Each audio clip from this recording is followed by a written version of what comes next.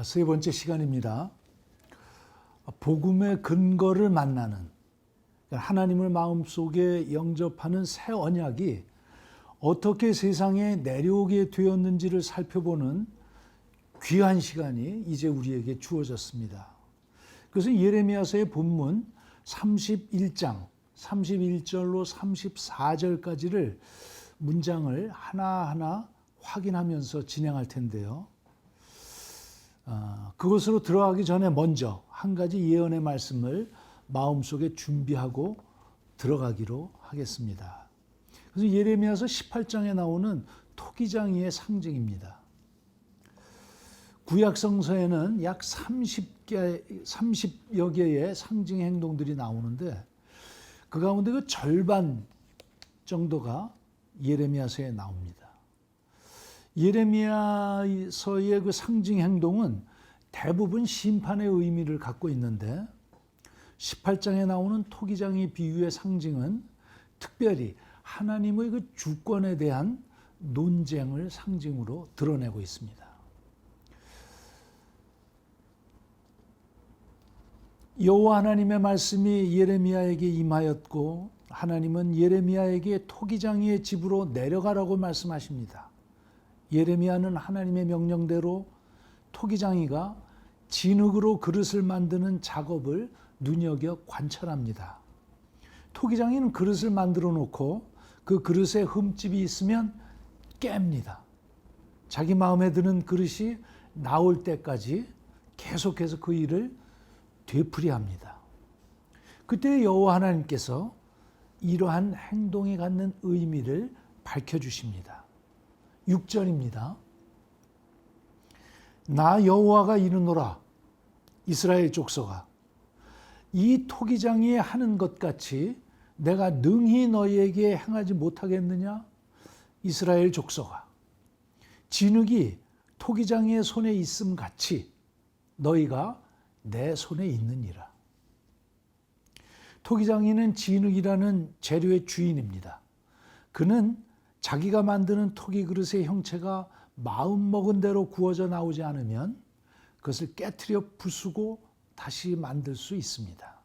마찬가지로 하나님께서도 당신 백성에 대해 주권을 가지시고 그들을 만드실 수도 있고 없애실 수도 있습니다. 여기에서 이 토기장이 하는 것 같이 내가 능히 너희에게 행하지 못하겠느냐는 의문에 주의하시기 바랍니다.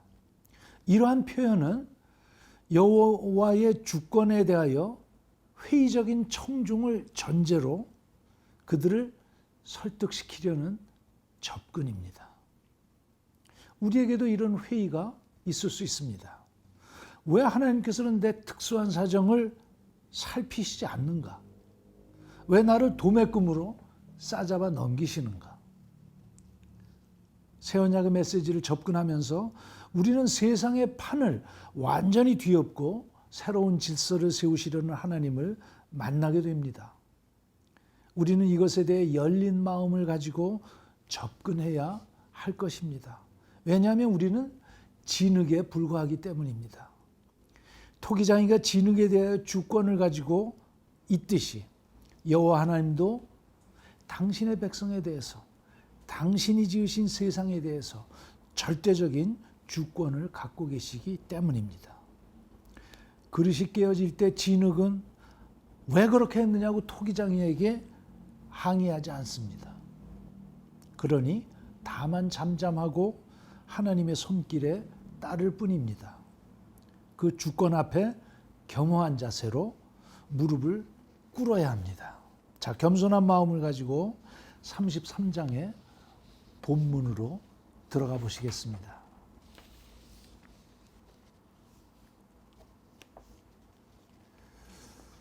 예레미야서 31장 31절로 34절 말씀입니다. 이 말씀이 새 언약에 대한 예레미야서의 본문 말씀입니다. 여호와의 말씀이니라 보라 날이 이르니 내가 이스라엘 집과 유다 집에 새 언약을 맺으리라. 이 언약은 내가 그들의 조상들의 손을 잡고 애굽 땅에서 인도하여 내던 날에 맺은 것과 같지 아니할 것은 내가 그들의 남편이 되었어도 그들이 내 언약을 깨뜨렸습니다. 여호와의 말씀이니라. 그러나 그날 후에 내가 이스라엘 집과 맺을 언약은 이러하니 곧 내가 나의 법을 그들의 속에 두며 그들의 마음에 기록하여 나는 그들의 하나님이 되고 그들은 내 백성이 될 것이라. 여호와의 말씀이니라. 그들이 다시는 각기 이웃과 형제를 가리켜 이르기를 너는 여호와를 알라 하지 아니하리니 이는 작은 자로부터 큰 자까지 다 나를 알기 때문이라. 내가 그들의 악행을 사하고 다시는 그 죄를 기억하지 아니하리라. 여호와의 말씀이니라. 이 본문은 구약에서 새 언약에 대해서 언급하고 있는 아주 유일한 구절입니다. 이 짧은 단락은 예레미야서에서 단연 아주 중요한 부분입니다. 나아가서 이것은 구약 전체에서도 가장 깊은 통찰력을 지닌 내용 중에 하나입니다. 그리스도인들은 성령님을 영접하는 그리스도 교회에 출현해서 예레미야의 말씀이 성취된 것으로 보았습니다. 즉, 이 본문은 구약의 언약과 신약의 본문을 직통으로 연결한다는 것입니다. 자, 31절 말씀입니다. 여호와의 말씀이니라. 보라, 날이 이르리니 내가 이스라엘 집과 유다 집에 새 언약을 맺으리라. 새 언약을 맺는 주체는 누구입니까? 여호와 하나님이십니다. 새 언약의 본문이 나오는 31장 31절로 34절까지 여호와의 말씀이니라 라는 표현이 각 절의 시작이나 혹은 각 절의 끝에 후렴구처럼 계속 나오는 것을 볼 수 있습니다. 새 언약은 여호와 하나님에게서 비롯되며 여호와 하나님의 전적인 주권에 의해 체결됩니다. 예레미야는 이러한 반복적인 표현을 통해 그의 백성과 새로운 언약 관계를 맺으시겠다는 약속이 선지자의 기대나 선지자의 말이 아니라 하나님으로부터 약속임을 강조하고 있습니다. 그러면 여호와 하나님은 누구와 언약을 맺으십니까? 이스라엘 집과 유다 집입니다. 그러나 이상하지 않습니까? 이스라엘 집은 이미 망했습니다. 이것은 믿음의 집의 총칭으로서 모든 믿는 자들을 말합니다. 곧 아브라함의 후예들인 것입니다. 새 언약은 옛 언약의 체결 당사자인 유다 백성을 넘어서서 모든 열방의 사람들, 그러나 그렇다고 해서 모든 자연인을 포함하는 것은 아니죠. 열방의 모든 믿는 자들과 계약을 맺으시는 것입니다. 그러므로 새 언약은 우리와 직접적인 관계가 있습니다. 비록 예레미야를 통해서 새 언약에 대한 여호와 하나님의 뜻이 세상에 선포되고도 600년 정도의 시간이 흘러서 예수님에 의해 실제적인 새 언약이 이루어졌지만 어쨌든 우리가 새 언약인 복음의 당사자들이므로 우리도 예레미야의 말씀에 직접 연결되는 것입니다. 새 언약을 맺으리라. 이 새 언약이 무엇인가에 대해서는 그 다음 문장의 진행을 통해서 자세히 살펴보겠습니다.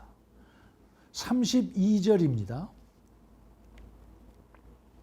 이 언약은 내가 그들의 조상들의 손을 잡고 애굽 땅에서 인도하여 내던 날에 맺은 것과 같지 아니할 것은 내가 그들의 남편이 되었어도 그들이 내 언약을 깨뜨렸음이라. 여호와의 말씀이니라. 새 언약은 조상들과 맺은 언약과 같지 않습니다. 조상들과 맺은 언약은 무엇입니까? 그것은 아브라함과의 언약, 모세를 통해서 맺었던 시내산 언약, 그리고 다윗 언약입니다. 이것의 공통점은 우선 나는 너희 하나님이고 너희는 나의 백성이다로부터 시작해서 너희가 내 말에 순종하면 내가 다음에 3가지 복을 준다는 것입니다. 그 복이란 씨의 축복과 땅의 축복과 복의 통로가 되는 다스림의 축복입니다. 여기에서 내 말에 순종하면 이라는 조건은 내 명령을 잘 들으면 또 곧 율법을 준행하면과 같은 말이죠. 예레미야는 이 새 언약과 율법을 분명히 구분합니다. 우리는 이 대조를 염두에 두어야 합니다. 왜냐하면 지금 여호와 하나님께서 세상을 뒤엎으시면서 우리에게 주시고자 하는 이 새 언약, 이 지금 율법 너머를 생각하고 계시지만 정작 당시의 유대인들은 어느 누구도 하나님께서 율법보다 더 위에 더 나은 것을 더하시리라고 생각하지 않았기 때문입니다. 그들 유대인들은 한결같이 율법에 대해 대단한 열의를 갖고 있었으며 하늘과 땅이 개벽을 하는 한이 있어도 율법의 조문에는 1.1획도 변개되지 않는다라고 생각을 했습니다. 그러므로 여기서 새 언약과 율법을 대조하는 것은 반드시 필요한데, 왜냐하면 이는 유대인들로 하여금 그들에게 예비된 은총이 전의 조상들에게 나타난 것보다 차원이 다른 더 뛰어난 것임을 알게 하려는 것입니다.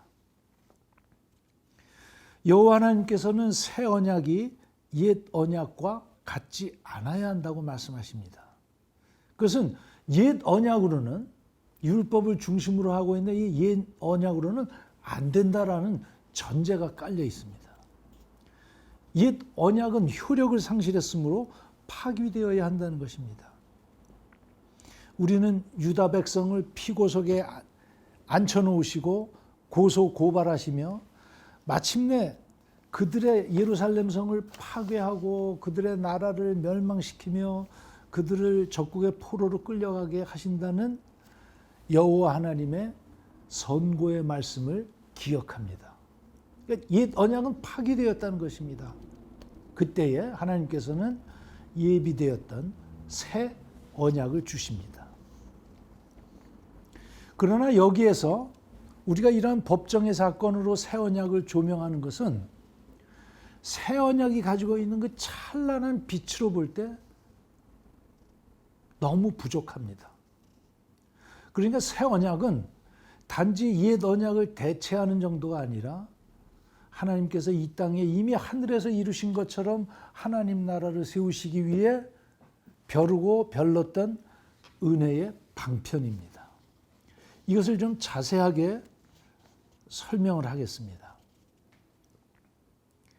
하나님께서 주시는 3가지 복을 생각해 보시기 바랍니다. 그 복이란 씨의 축복과 땅의 축복과 다스림의 축복입니다. 여기에서 하나님 복을 내리실 때 특별한 하나님만의 태도를 가지고 계십니다.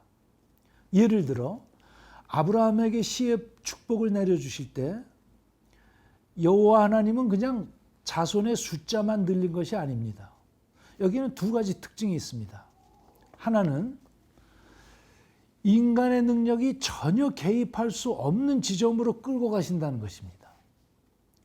아브라함에게 씨의 축복을 주신다면서 사라의 출산이 가능치 않은 나이까지 계속 늦추어 가시는 하나님을 보게 됩니다. 복은 인간의 노력으로 성취되는 것이 아니라 하나님만이 주신다는 것입니다. 또 다른 하나의 특징은 자손의 숫자만 늘리는 것이 아니라 그 씨의 성품까지 확 바꾸시는 것입니다. 곧 갱신하신다는 것입니다. 아브라함은 100세에 낳은 독자 이삭을 바치라는 시험을 통과하게 하심으로 첫 인간 아담의 불순종을 갱신하십니다. 씨앗으로 말하자면 믿음의 사람의 품종을 개량하시는 것입니다. 야곱은 어떻습니까? 야곱은 4명의 부인의 갈등을 통해서 12명의 아들을 낳음으로 마침내 씨의 축복의 근간이 되는 이스라엘 12지파를 이루게 됩니다. 그러나 쌍둥이의 발 뒤꿈치에 매달려 태어난 야곱의 삶은 삶 자체가 형제 갈등 구조 속에 얽매인 바 되었으나, 그러나 야복 강가에서 형 에서와 감격의 포옹을 나누므로 첫 자식들인 카인과 아벨의 형제 살인을 갱신해서 형제 사랑의 성분으로 갱신된다는 것입니다. 땅의 축복은 어떻습니까? 젖과 꿀이 흐르는 가나안 땅을 떠남으로 땅의 축복이 시작된다는 점에 유의하시기 바랍니다. 이것은 땅의 축복의 목표지인 가나안을 차지할 인간의 능력을 제로 베이스로 만들므로 이제 인간의 능력에 기대하는 것이 아니라 하나님께서 하신다는 것을 보여주시는 것입니다. 모세에 의해 출애굽한 이스라엘은 이제 가나안 전쟁을 통해 가나안 땅을 하나하나 접수하게 됩니다. 여호수아, 사사들, 사무엘, 사울왕, 다윗왕에 이르러 땅의 축복의 정점을 맞습니다. 그러나 가나안 땅을 접수하는 첫 지점인 여리고성의 전투로부터 여호와 하나님은 헤렘 전투를 명하십니다. 그 헤렘 전투가 뜻하는 것이 무엇입니까? 그것은 바알 문화에 젖어 있던 가나안 땅의 성분을 하나님의 땅으로 완전 바꾸시는 것입니다. 하나님 나라로 갱신하시는 것입니다. 아간의 소유물은 그래서 전쟁의 패배의 빌미가 되는 것이고, 가나안 인종의 멸족은 결국 땅의 축복을 위한 갱신 작업이 되는 것입니다. 이제 다스림의 축복의 차례입니다. 어쩌면 우리들 인간이 생각할 수 있는 다스림의 권세에 대한 여호와 하나님의 축복은 이스라엘 국가를 시온성에 우뚝 세우셔서 하나님 나라에 비친 사랑과 공의와 정의를 세상에 비추어 복의 통로가 되는 것일 것입니다. 그것이 우리들이 생각할 수 있는 하나님의 축복입니다. 그러나 사실은 그런 기대만큼도 이스라엘은 미치지 못했죠. 하나님의 기대와는 정반대의 방향으로 달려갔습니다. 솔로몬 후반기부터 시의 축복과 땅의 축복을 받아 그들은 초승달 지역의 패자로 일약 발돋움한 그 이스라엘은 하나님의 말씀을 열방에 흐르게 하거나 사랑과 공의와 정의의 빛을 세상에 비추는 노력 대신에 자신들만이 말씀을 받았고 자신들만이 하나님의 백성이라는 오만에 빠져 마치 열방의 다른 나라 백성들을 지옥의 불쏘시개 정도로 생각하는 오만 방자하고 독선적이며 이기적인 나라로 전락하게 되었습니다. 그러나 여기에서 한편으로 시의 축복과 땅의 축복을 주시면서 행하신 하나님의 특징을 살펴보도록 하십시다. 자, 하나님은 우선 인간의 능력에 대해 제로 베이스로 만드는 것으로 시작하셨습니다. 다스림의 권세를 아예 제로 베이스로 만들어 버리신 것입니다. 그것은 시의 축복을 주시기 위해 아브라함을 아무런 생산 능력이 없는 100세까지 기다리게 하신 것이나 또 땅의 축복을 주시기 위해 아예 가나안 땅으로부터 뽑으셔서 멀리 애굽으로 보내버리시고 노예로부터 출발시키신 것과 같이 다스림의 축복 또한 아예 다스림의 권세를 조금도 행사할 수 없도록 예루살렘 성을 파괴하고 이스라엘을 멸망시키며 바벨론의 포로로 끌고 가셔서 집도 땅도 나라도 없는 포로의 신분으로부터 시작하도록 하신 것입니다. 그것은 동일한 맥락입니다. 이제 다음 차례는 내용을 갱신하는 작업입니다.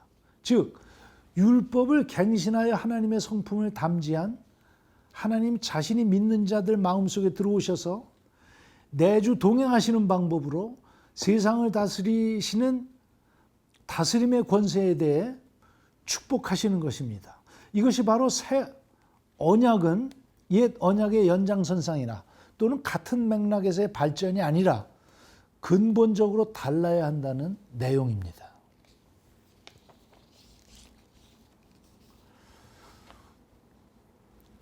본문 말씀입니다. 내가 그들의 남편이 되었어도 그들이 내 언약을 깨트렸습니다. 여호와 하나님은 옛 언약을 파괴하셨습니다. 그 이유는 언약의 한 축인 이스라엘이 하나님을 버리고 다른 우상들과 놀아났기 때문입니다. 어떻게든 자기 백성들과 하나로 묶이기를 원하셨던 여호와 하나님께서는 인간의 세상에서 하나됨의 가장 강력한 결속인 남편과 아내로서 이스라엘을 대하셨습니다. 그만큼 언약을 맺은 하나님은 하나로 묶이기를 강력히 원하셨습니다. 그러나 그럼에도 불구하고 이스라엘은 결국 자기가 원하는 대로 하나님을 떠나고 말았습니다. 율법으로는 하나님을 묶는 것이 실패했습니다. 율법으로 하나님을 묶는 것은 실패했습니다. 그렇게 해서 묶여질 노릇은 아니었습니다. 그러므로 율법 이상의 것이 필요합니다.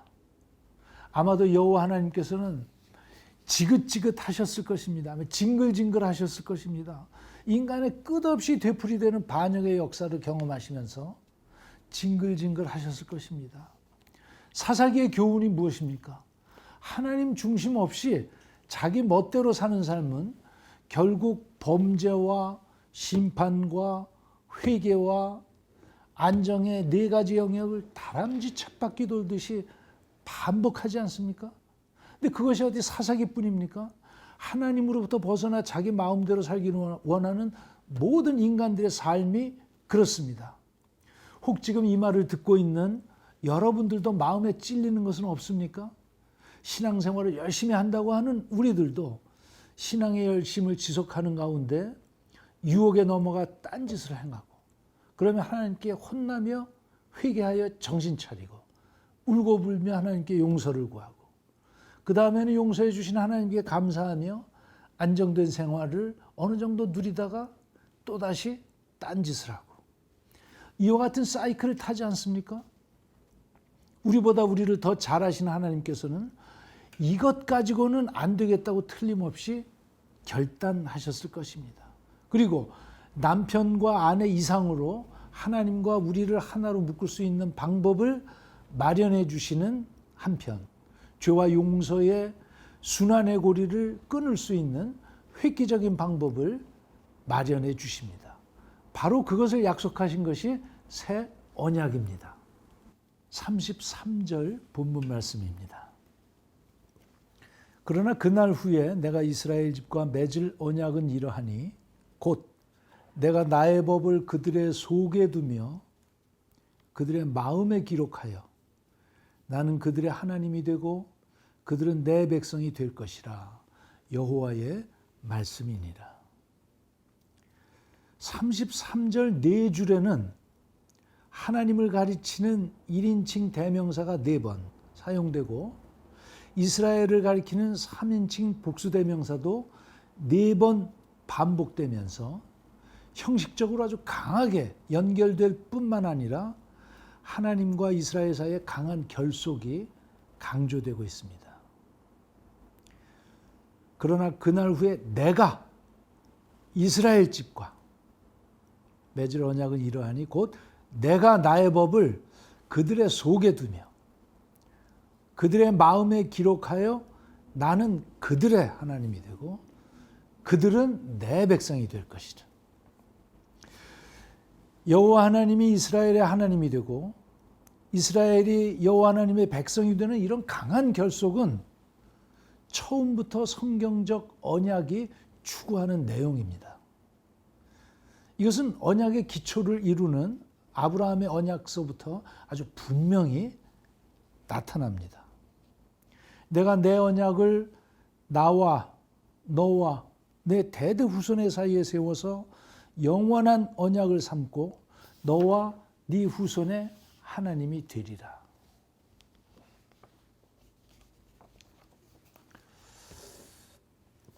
이 말씀은 다음에 조금 더 자세하게 말씀드리도록 하겠습니다. 그 다음 본문입니다. 곧 내가 나의 법을 그들의 속에 두며 그들의 마음에 기록하여. 내가 나의 법을 그들 가운데 둘 것이며 그들의 마음 위에 내가 그것을 새기리라. 이 교차대구는 여호와의 행동을 강조합니다. 히브리어 원문에는 여호와의 행동을 묘사하는 동사가 처음과 끝에 나와 전체를 감싸고 있습니다. 여호와께서 여호와의 법을 백성들 가운데 주고 그들의 마음 위에 기록할 것이다. 새 언약은 여호와의 법이 백성들 가운데 주어지고 그들의 마음 위에 기록되는 언약입니다. 이 두 가지 동사가 주어지고 기록된다는 것입니다. 백성들 가운데 주어지고. 근데 백성들 가운데 주어진다는 것은 백성들의 마음에 보내진다는 것입니다.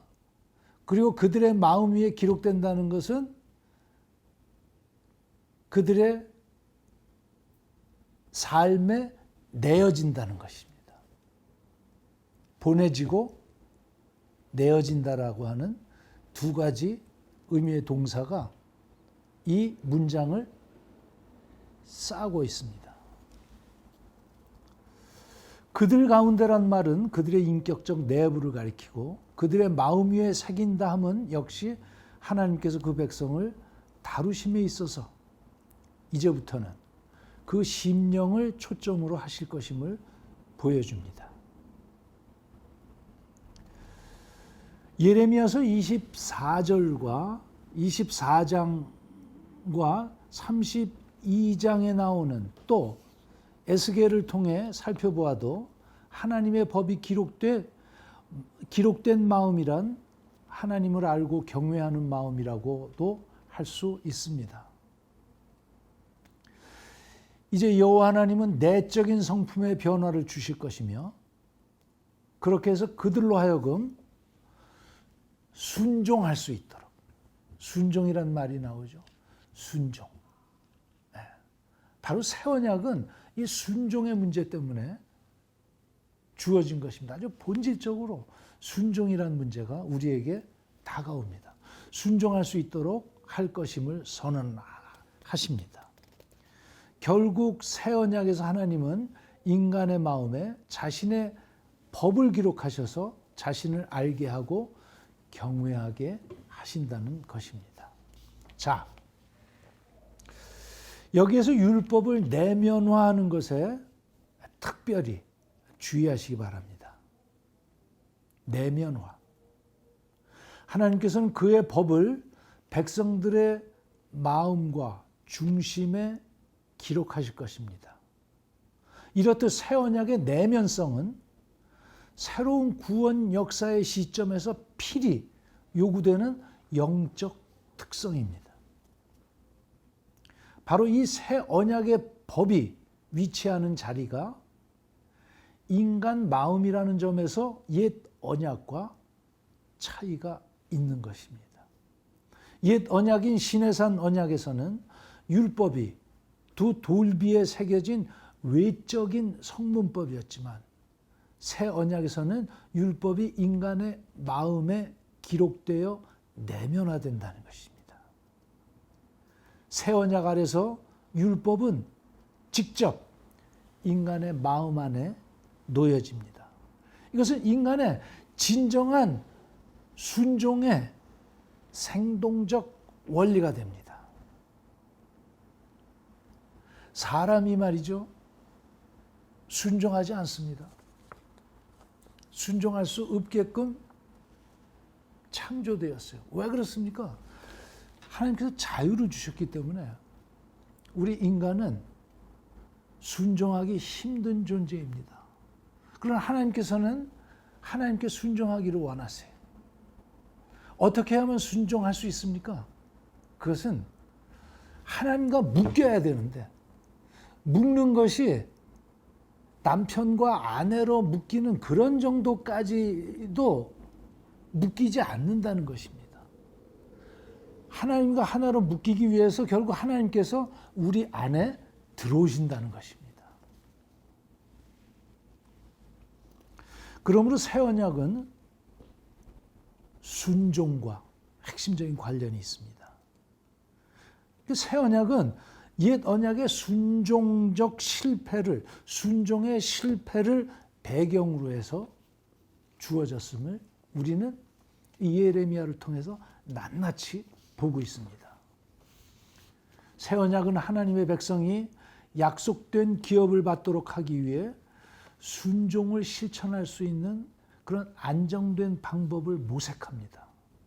새 언약의 특징은 이러한 순종의 실천을 약속으로 보장해 준다는 점에 있습니다.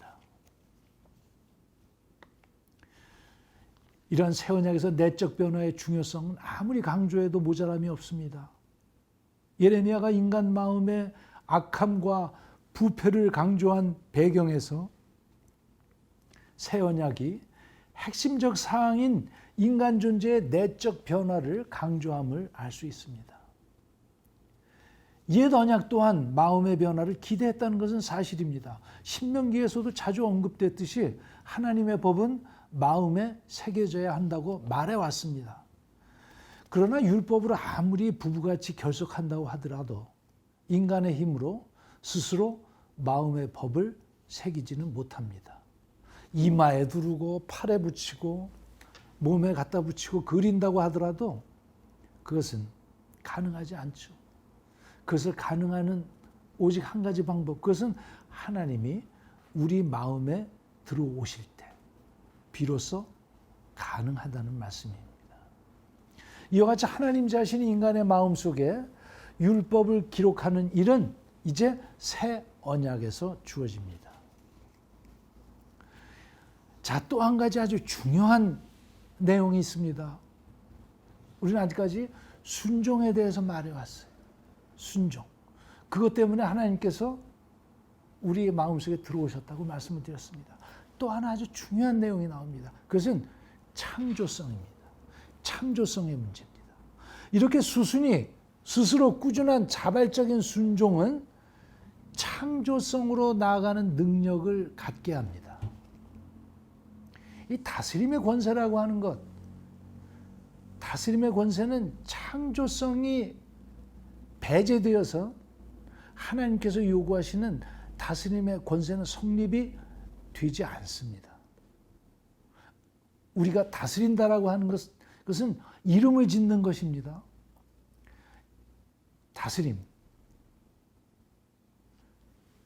다스림의 권세란 저마다 갖고 있는 자신의 고유한 창조성을 발휘하도록 스스로 꾸준히 마음의 법에 따를 때 가져집니다. 그러므로 하나님의 율법의 내면화의 약속은 하나님께서 새 언약 백성의 마음을 그의 창조적인 능력으로 변화시킴으로 율법의 정신인 사랑에 이르도록 하게 합니다. 이것을 아주 유한 에스겔의 표현으로 들어보시기 바랍니다. 하나님께서 돌같이 굳은 마음에 새 영을 주셔서 부드러운 마음이 되게 하심으로 하나님의 말씀에 자발적으로 순종할 수 있도록 하신다는 것입니다. 이제 여호와 하나님은 예레미야 입을 통해서 자기 백성과 직접 만나셔서 자신의 뜻을 직접 자기 백성의 마음에 두실 것이라고 말씀하십니다. 그 결과 새 언약에서는 인간의 순종이라는 의심스러운 요소가 완전히 제거되며 새 언약 백성은 자발적으로 하나님께 올바른 순응을 하게 되는 것입니다. 아멘. 33절 후반부입니다. 나는 그들의 하나님이 되고 그들은 내 백성이 될 것이다. 자, 여기서도 아주 중요한 문제가 제기됩니다. 옛 언약에는 조건이 붙었습니다. 즉 하나님의 백성이 되는 것은 하나님의 명령에 잘 따라야 주어집니다. 그러나 반면에 새 언약에서는 이 약속 앞에 이스라엘 백성의 편에서 행해야 될 어떤 의무나 조건도 얘기하지 않습니다. 새 언약은 완전히 여호와 하나님의 일방적인 은총의 언약입니다. 조건을 내걸지 않습니다. 내 말을 잘 들으면 내 백성이 되고 내 말을 잘 들으면 복을 받으리라가 아니라 내 백성이 됐고 복을 받게 되었습니다. 어떻게? 하나님께서 우리 안에 들어오셔서 나와 강한 결속으로 하나가 됐기 때문에 조건 없이 하나님의 백성이 됐고 은혜를 받게 되었다는 것입니다.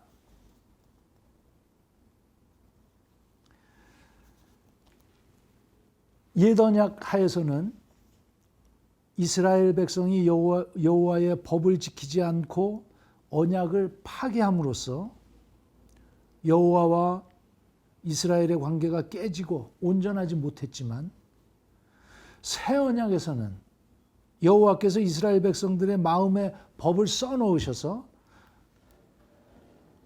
그들이 자발적으로 그 법에 순종하며 지킴으로써 여호와와 이스라엘 백성들 간에 완전한 인격적인 관계가 이루어지게 됩니다.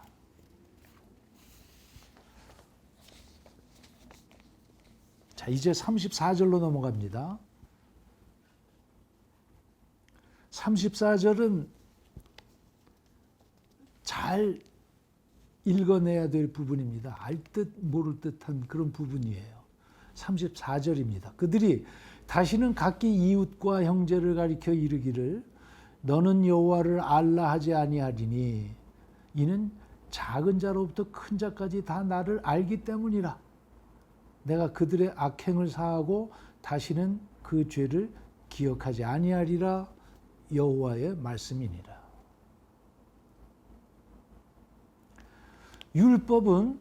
율법을 잘 알고 있는 자가 알지 못하는 자를 가르쳐 알게 합니다. 알게 해야 합니다. 그러나 율법이 마음에 들어와 새겨지게 되면 배우고자 하시고 할 일이 없어요. 왜? 율법이 내 안에 들어와서 나와 하나가 되었어요. 배우고자 하시고 할 문제가 아닙니다. 거기서의 문제는 내 안에 들어온 율법을 깨어서 따르느냐의 문제지. 그래서 누구를 가르치고 말고 할 그런 문제가 아니라는 것입니다. 거기에는 배운 자, 못 배운 자, 영리한 자, 그렇지 못한 자가 없습니다. 누구나 다 마음에 새겨짐으로 똑같습니다. 단지 그 차이는 그것을 믿느냐 못 믿느냐 그 차이가 문제이죠.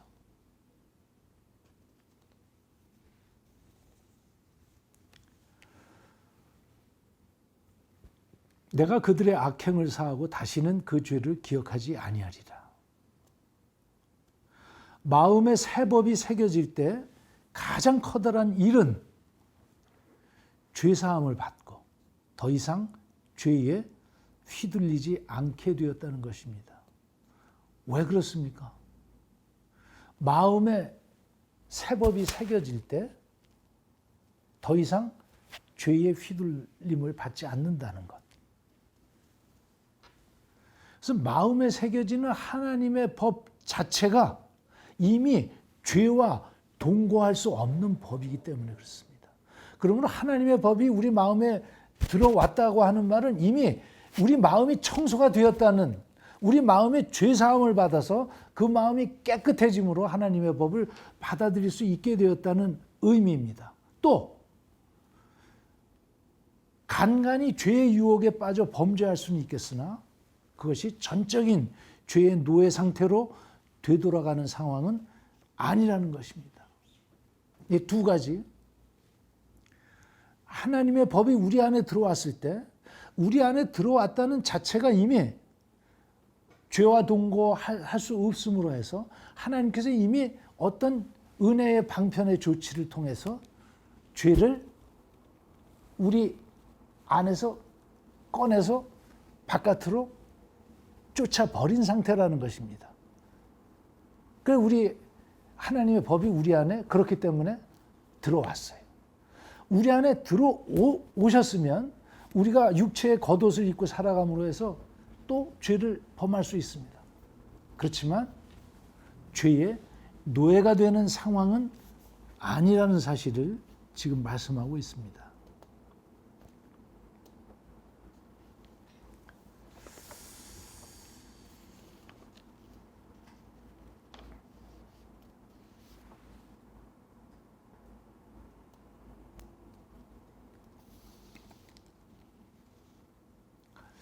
(34절의) 본문 중에서 다시는이라는 본문 말씀을 가지고 조금 설명을 드리겠습니다. 이 다시는이라는 말이 34절에 나올 때 처음과 끝에 삽입구를 이루고 있습니다. 그러니까 옛 언약은 이스라엘이 파기하였으나 새 언약은 이스라엘이 파기할 수 없는 언약이라는 것입니다. 그렇다면 새 언약은 어떤 이유로 파기될 수 없는 것인지, 우리가 이미 파기를 경험하지 않았습니까?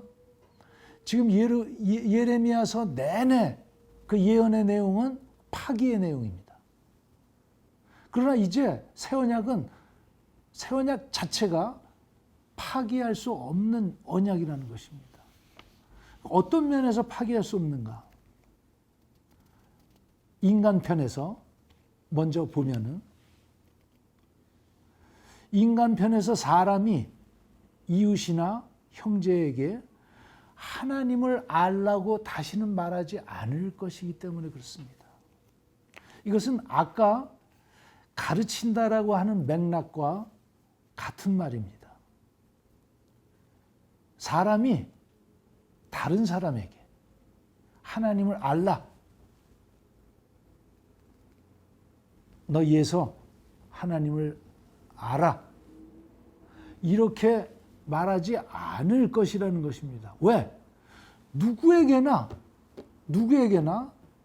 하나님의 마음속에 들어오시면 그것으로 만족하기 때문입니다. 그 다음에 믿음의 문제예요. 그것을 너는 하나님을 알아, 누구는 하나님을 알아, 이렇게 말할 수 있는 문제가 아니라는 것입니다. 그것으로 만족한다는 것입니다. 그것이 인간 편에서의 파기될 수 없는, 하나님의 새로운 언약이 파기될 수 없는, 하나님 편에서는 그의 백성의 죄를 다시는 기억하지 않을 것이라는 점입니다. 왜? 하나님의 백성은 믿음으로 영단번에 속죄함을 받았기 때문입니다. 하나님이 우리 안에 들어오셔서 우리를 직접 다스리는데 무슨 너의 하나님이 어떻고 그들의 하나님이 어떻고 하면서 가르칠 수 있겠습니까?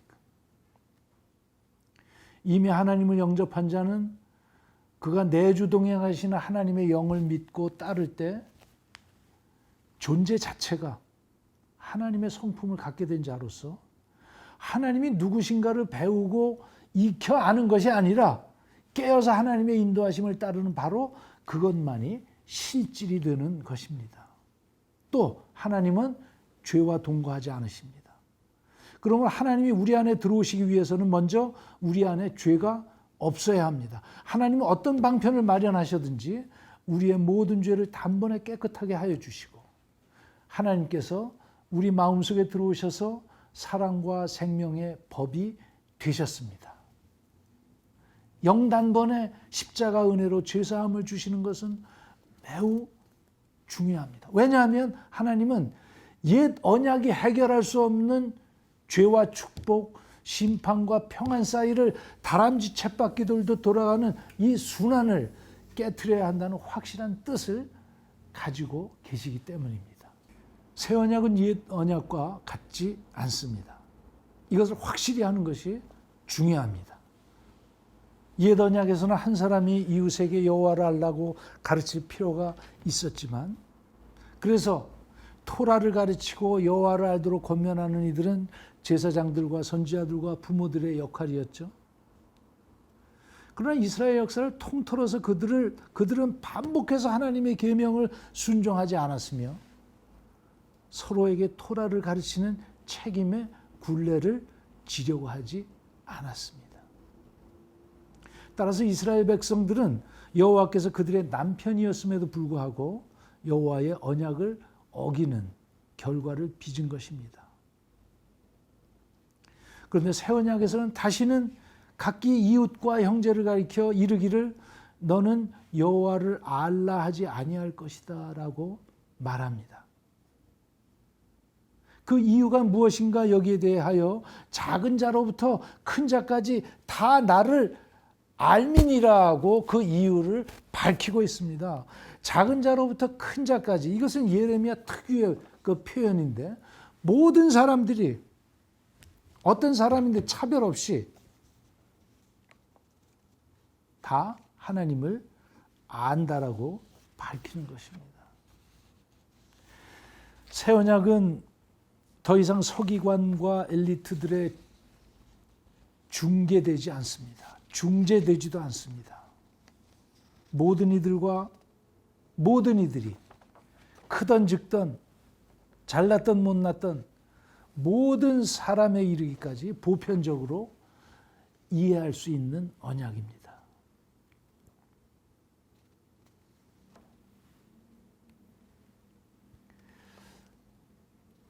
그렇다고 교육기관이 무용하다고 말씀드리는 것은 아닙니다. 존재 자체가 무의미해지는 것은 아닌가, 이런 질문에 대해서는 그렇지 않다고 답합니다. 예레미야 선지자가 예언하고 있는 것은 이론적인 지식적 알미 아니라 야다라고 하는 알다, 그 단어에 담겨진 하나님과의 내적이며 인격적인 관계를 말하고 있는 것입니다. 옛 언약 아래서는 하나님에 대한 지식이 제사장들과 선지자들에 의해서 전달되었고 그의 은혜는 오직 이 중보자들을 통해 백성들에게 받아들여졌습니다. 그러나 새 언약 상황은 백성들을 위해 중재할 필요가 없어지게 되었으며 하나님과 믿는 자의 관계가 직접적이라는 것입니다. 성령은 더 이상 선택된 개인들만이 아니라 그들의 나이와 성별, 신분의 고하에 관계없이 모두에게 부어질 것입니다.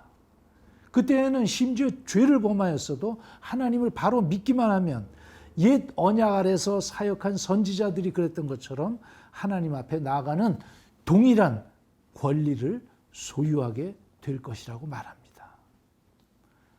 이제 새 언약 하에서 하나님은 언약 중재자 없이 언약적 하나됨을 이루십니다. 모든 계약 참가자 개인이 하나님을 직접 알게 된다는 것은 성경을 통해 펼쳐진 계약 관계의 핵심 사항을 표현합니다. 계약의 요점은 하나님과 그의 백성 사이에 하나됨을 세우는 것입니다. 하나됨. 죄악이 들어옴으로써 중단되었던 이 하나됨은 구원의 계약을 통해 재정립되어야 합니다. 계약에 통일된 주체 역할을 하는 나는 너의 하나님이 되고 너희는 나의 백성이 된다는 것은 계약 목표의 핵심으로서 하나됨의 역할을 강조하고 있습니다. 계약 관계의 핵심 속에 있는 하나됨의 인식은 중재자들 위해서 세워진 계약 형태의 한계를 드러냅니다. 하나님 계약 사역이 중재자의 방법을 통해서 진행되는 한 계약의 하나됨은 근본적으로 부정되어 왔고 부정될 수밖에 없었습니다. 그러므로 새 계약에 대한 예레미야의 근본 관점은 중재자의 역할을 부정하는 것에 있습니다. 하나님의 지식은 새 계약의 모든 참가자들이 직접 소유할 것입니다. 계약은 하나됨에서 중점적으로 말할 것입니다. 하나님은 그의 백성과의 계약으로서 하나됨을 이루시려고 하기 때문입니다. 중재자가 없는 어떤 방법이 나타나야 합니다. 중재자가 있다는 것은 계약에서 의도된 근본 하나됨의 실현을 거부하는 것입니다. 하나됨은 비로소 그리스도의 인격에서 이루어집니다. 옛 언약에서는 인간 중재자 모세가 있으므로 하나님의 계약이 온전히 실현되지 못하였으나 예수 그리스도의 오심으로 참 하나님이신 중보자가 되셔서 참된 하나됨이 실현되고 하나님 계약의 목적이 이루어졌습니다. 다시 한번 말씀드리겠습니다. 옛 언약에서는 인간 중재자 모세가 있으므로 하나님의 계약이 온전히 실현되지 못하였으나 예수 그리스도의 오심으로 참 하나님이신 중보자가 되시어서 참된 하나됨이 실현되고 하나님 계약의 목적이 이루어졌습니다. 자, 예레미야서 31장 31절로 33절을 읽는 것으로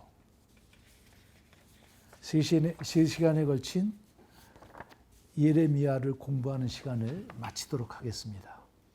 여호와의 말씀이니라.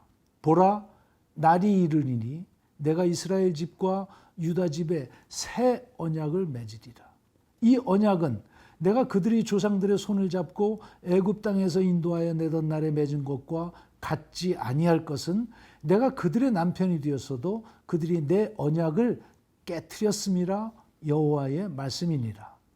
그러나 그날 후에 내가 이스라엘 집과 맺을 언약은 이러하니 곧 내가 나의 법을 그들의 속에 두며 그들의 마음에 기록하여 나는 그들의 하나님이 되고 그들은 내 백성이 될 것이라. 여호와의 말씀이니라. 그들이 다시는 각기 이웃과 형제를 가리켜 이르기를 너는 여호와를 알라 하지 아니하리니 이는 작은 자로부터 큰 자까지 다 나를 알기 때문이라. 내가 그들의 악행을 사하고 다시는 그 죄를 기억하지 아니하리라. 여호와의 말씀이니라. 감사합니다.